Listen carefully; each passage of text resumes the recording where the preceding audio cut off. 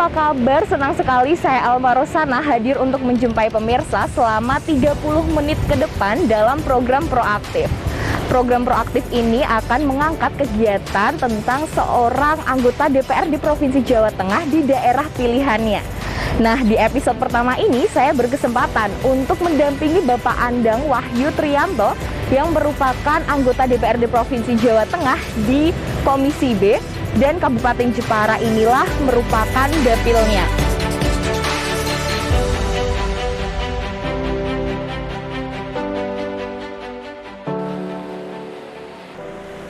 Kabupaten Jepara yang masuk dalam Dapil 3 Jawa Tengah kali ini menjadi tujuan kunjungan anggota Komisi B DPRD Jawa Tengah.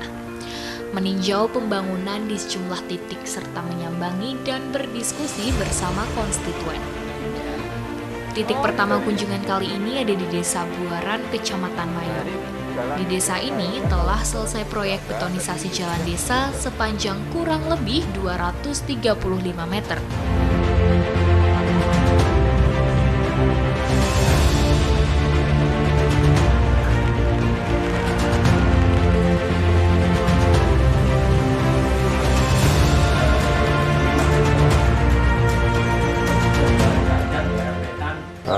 Alhamdulillah pagi ini kami bisa sambang panjenengan semua sesuai dengan program dari DPRD Provinsi Jawa Tengah. Maksud dan tujuan dari kita menyapa warga, yang pertama kita silaturahim, menyambung tali perkenalan, terutama program kalau saya sendiri yang saya lakukan, saya akan mulai dari daerah yang paling luar. Satu prinsip yang kita lakukan adalah bahwa pembangunan ini harus dimulai dari desa. Sehingga program-program yang kita berikan itu akan mulai dari desa yang paling luar, khususnya di Kabupaten Jepara. Yang mau saya aturkan itu masalah pertanian, Pak. Masalah pertanian, item yang pertama yaitu tentang obat dan pupuk.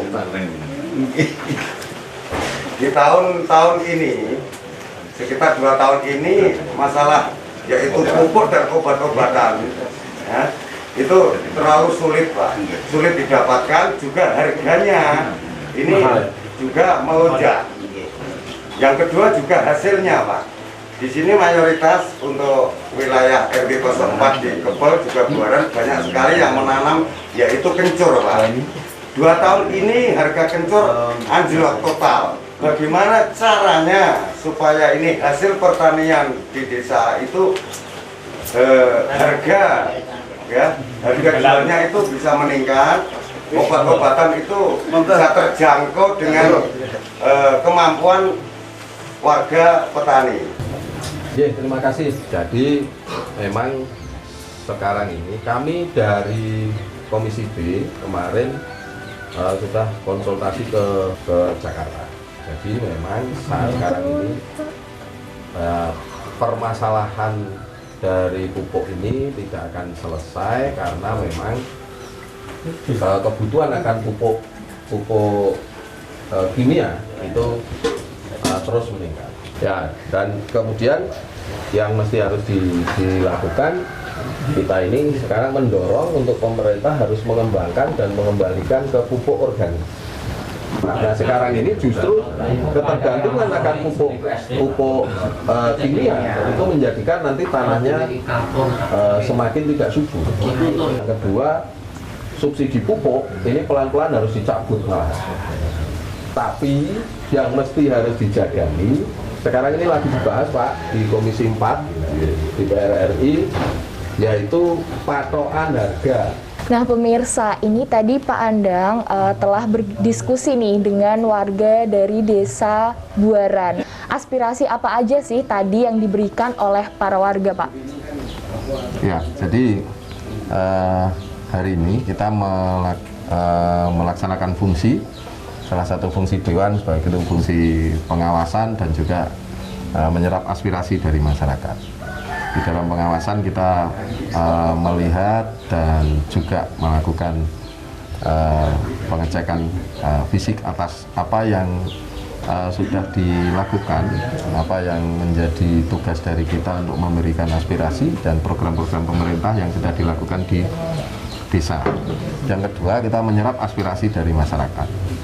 Jadi tadi dari masyarakat menyampaikan bagaimana sebagai masyarakat di Desa Buaran khususnya yang hidupnya dari pertanian, bahwa di sini ternyata di dalam produksi dan melaksanakan tugas mereka di pertanian ini sarana prasarana fisiknya masih kurang, sehingga ketika menggarap pertanian ini agak susah jalannya, terutama di musim hujan susah dilalui.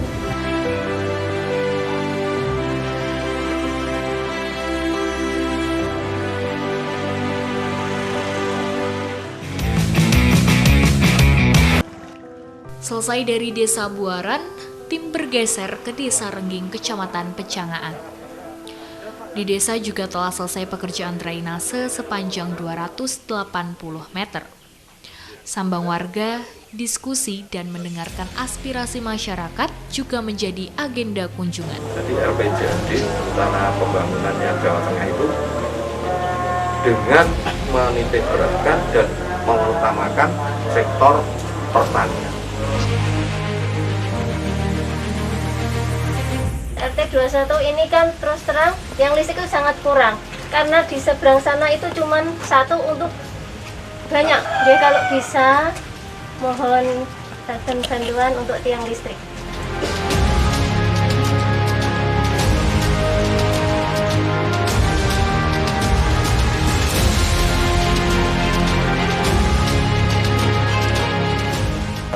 Jadi ini kan kualitas bangunan ini juga mesti harus pas. Ini kan ada ukuran-ukuran. Kan saluran ini harus lebarannya. Sehingga kapasitas air ini mesti juga harus bisa menampung. Kalau drainasenya ini terlalu sedikit, sementara debit airnya di sana banyak, ya sama aja tumbang. Nah ini kan dengan kualitas yang seperti ini. Ini termasuk kan di bawahnya selesai. Jadi kalau pengerjaannya tidak harus seperti ini aja, tapi tinggi. Nah, di bawahnya sedimentasinya kan selesai ini.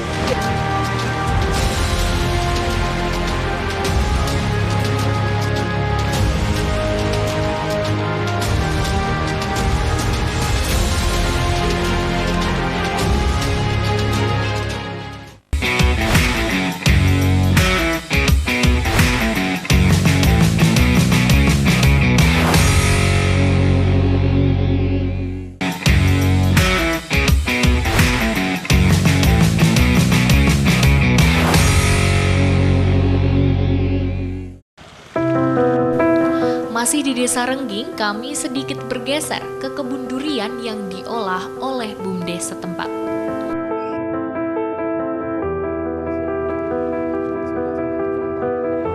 Baik pemirsa, ini sekarang saya masih tetap menemani Pak Andang nih dalam berkegiatan, dan sekarang ini posisinya sedang ada di Desa Durian, kebun durian lebih tepatnya yang ada di Desa Rengging. Kemudian ini juga ada Pak Andang ditemani juga dengan Bapak siapa Pak? Ketua Lona Petinggi Desa Rengging. Mungkin saya akan tanya nih kepada Pak Andang ya Pak, tentang wacana nih Pak, desa wisata yang ada di kebun durian ini. Apa sih sebenarnya yang bisa disupport oleh Komisi B DPRD Jawa Tengah Pak? Kita pengen di Jawa Tengah ini menjadi salah satu pusat perkembangan dari wisata. Nah, kita mulai dari desa, karena kita memfasilitasi desa-desa untuk bisa mengembangkan menjadi tujuan wisata. Dan Rengging ini di Kabupaten Jepara kebetulan menjadi pusat buah durian. Ini akan menjadi salah satu tujuan dari masyarakat dari luar daerah, terutama kita berharapnya semuanya nanti Rengging ini menjadi tempat berkembangnya ekonomi kreatif, terutama industri durian dan produk-produk olahannya. Pak Andang, tadi kan setelah ada diskusi ya Pak ya pada warga-warga di Desa Rengging ini sendiri, banyak aspirasi yang masuk. Nah, ini bagaimana nih dari Bapak sendiri untuk memilah skala prioritas dari aspirasi-aspirasi tersebut untuk nantinya bisa direalisasikan, Pak?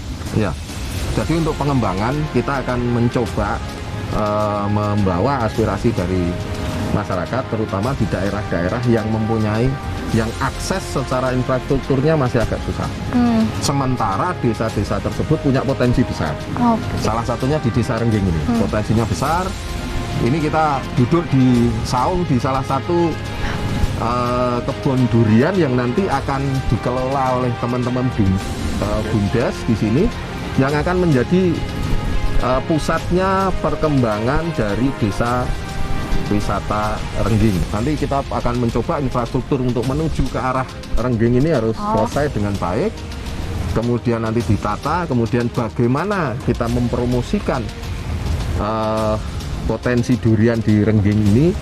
Di samping kita juga mesti harus nantinya ekonomi kreatifnya harus berjalan. Untuk memilih durian ini caranya seperti gimana ya Pak? Ini yang pertama itu bau. Oh, baunya ya Pak? Baunya ada apa ini Pak? Baunya kan gimana ya, bau durian tuh kalau dicium gini tuh terasa gitu, terasa baunya. Kalau yang enggak enak, itu enggak ada baunya. Ya, ini contohnya ini. Ayo. Waduh. Api ini Pak. Ya. Ini sudah dibuka nih duriannya. Nah, ini yang bagus ini. Nih. Ini yang bagus nih. Ini api gitu. Lihat ini durian.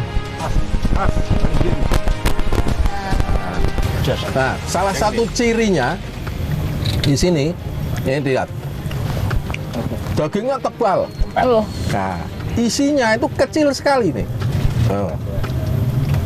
Lihat, ya, jadi dagingnya sangat banyak, isinya sangat tipis.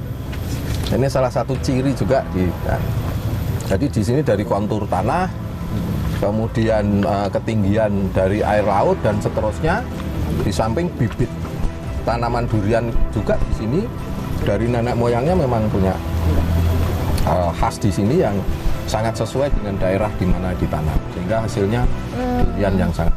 Ini rasanya beda ya Pak ya? Yang ini pahit, manis. Ini pahit. Ini pahit ya? Oh. Waalaikumsalam warahmatullahi. Wah, ini Mas Maulana nih. Iya, Oh. pengurus BUMDes ini yang mengelola kebun durian ini. Gimana Pak rasanya? Durian Wah, ini enak, ini luar biasa. enak ya, memang Bener banget. durian itu khas sekali. Itu mungkin sudah agak reda ini hujannya, mungkin kita bisa lihat-lihat. Ada yang mungkin sudah matang, kita bisa panen langsung. Oke, kita langsung menuju pohonnya Pak. Ayo. Oke. Nah, kita wisata pohon durian. Ini jenisnya durian apa kayak gini nih? Ini durian montong Pak. Oh. Ini berapa tahun usianya? Ini usia sekitar 4 tahun, 4 sampai 5 tahun. Bisa berbuah pertama berapa tahun? Pertama buah itu sekitar 3 tahun sudah mulai berbuah. Kalau yang Ini lokal, sama, yang ini lokal. yang ini lokal. Oke Pak Andeng nih, saya juga mau bertanya nih tentang program dari pembibitan ya. Ini udah sampai mana sih Pak? Ya, jadi di DPRD Provinsi Jawa Tengah kita saat sekarang ini sedang membuat peraturan daerah mengenai peningkatan kapasitas balai bidang peternakan, perikanan, termasuk terutama di bidang pertanian, karena ini selalu menjadi program utama dari pemerintah Provinsi Jawa Tengah. Nah, balai ini kita siapkan untuk menjadi pusat riset, kemudian juga laboratorium untuk pengembangan produk-produk yang menjadi ikon, menjadi unggulan dari terutama di Provinsi Jawa Tengah, dan yang punya nilai ekonomi tinggi, yang bisa gampang untuk dikembangbiakan oleh masyarakat dan seterusnya. Nah, ini yang kita program inilah yang akan nanti mengakomodir produk-produk bagus seperti durian ini.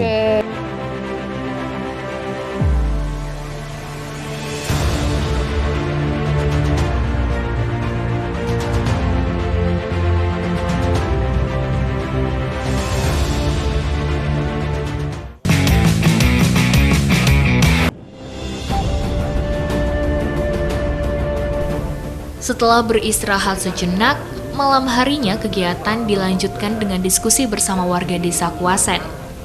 Diskusi bersama warga kali ini membahas tentang pengembangan rintisan desa wisata. Yang dimaksud oleh pemerintah itu bagaimana membangkitkan desa itu dengan apa yang dilakukan. Jadi sehari-hari desa itu sudah berkegiatan seperti biasa, tapi kemudian potensinya itu dimaksimalkan sehingga menjadikan potensi ekonomi.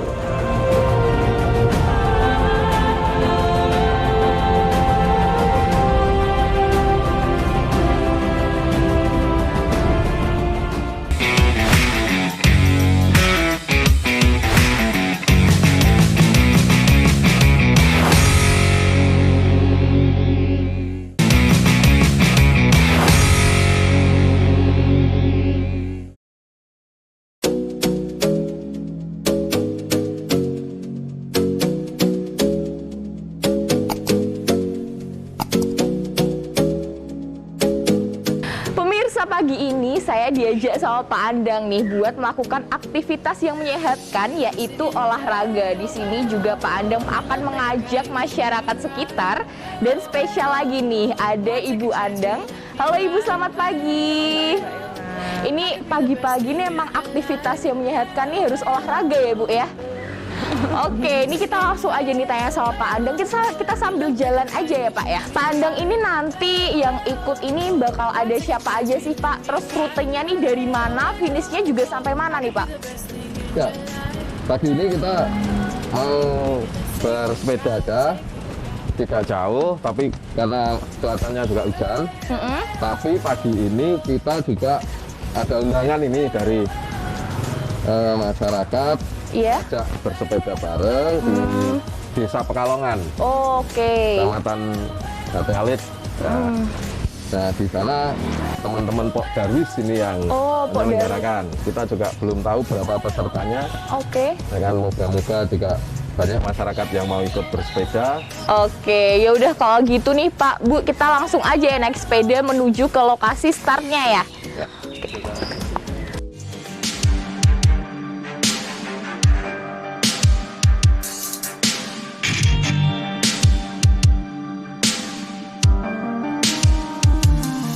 Hujan mengguyur Jepara beberapa hari terakhir ini. Namun hal itu tak sedikit pun mengurungkan semangat anggota Komisi B DPRD Jawa Tengah ini untuk berkegiatan bersama masyarakat, termasuk kegiatan bersepeda pagi ini. Meski hujan turun dengan derasnya, kegiatan bersepeda ini tetap berjalan dengan penuh semangat.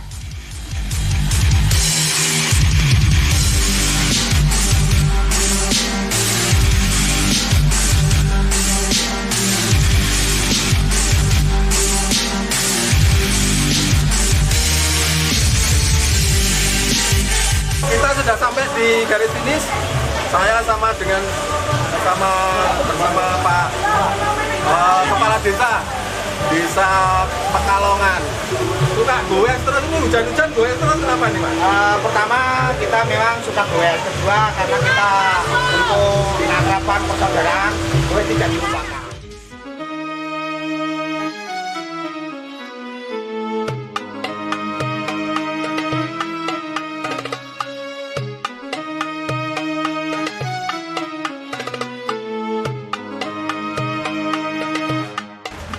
Oke pemirsa, ini sekarang saya masih menemani Pak Andang nih ke lokasi yang ke-6, yaitu ada di Desa Troso. Mungkin Pak Andang bisa menjelaskan kepada pemirsa nih terkait dengan desa wisata rintisan ini Pak. Ya, terima kasih Mbak Ilma. Nah, pagi ini saya sama Pak Petinggi, Pak Kepala Desa Troso. Nah, asalnya sinten Pak? Pak Abdul Basir. Nah, di lokasi makam sesepuh pepunden Desa Troso. Nah, Desa Troso ini desa wisata rintisan yang cukup lama, yang kita berharap menjadi contoh untuk pengembangan desa-desa lain untuk mengikuti jejaknya. Baik, terima kasih Pak Andang. Nih setelah ini kita akan menuju kemana Pak? Nah, setelah ini kita lihat seperti apa sekarang. Hari ini apa yang sudah dihasilkan dari perjuangannya para sesepuh itu untuk meninggal. Jadi yang namanya ekonomi kreatif sebetulnya sudah muncul bagian dari kehidupan masyarakat itu sendiri. Sehingga dari apa yang sudah menjadi kemampuan masing-masing untuk berimajinasi, untuk kemudian menuangkan imajinasinya dalam satu bentuk produk, itu adalah kegiatan-kegiatan kreatif. Ya, nah setelah ini kita lihat di sentra-sentra produknya. Masih di Desa Troso sebagai desa penghasil tenun troso, Andang Wahyu Trianto secara proaktif menyambangi dan langsung berdialog dengan para pengrajin.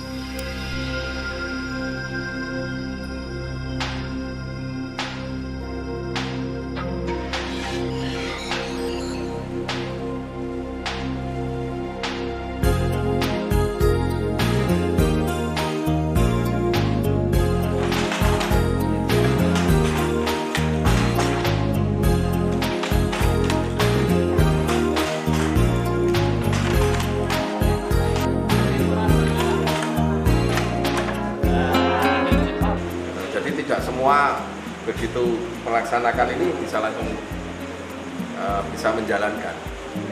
Nah, makanya sekali lagi memang ketika harga dari kain troso ini mungkin tidak murah juga, ini karena proses kreatifnya memang juga membutuhkan keahlian dari masing-masing, dari tingkat pekerja sampai kemudian bagaimana mengkoordinasi dengan bagian-bagian lain.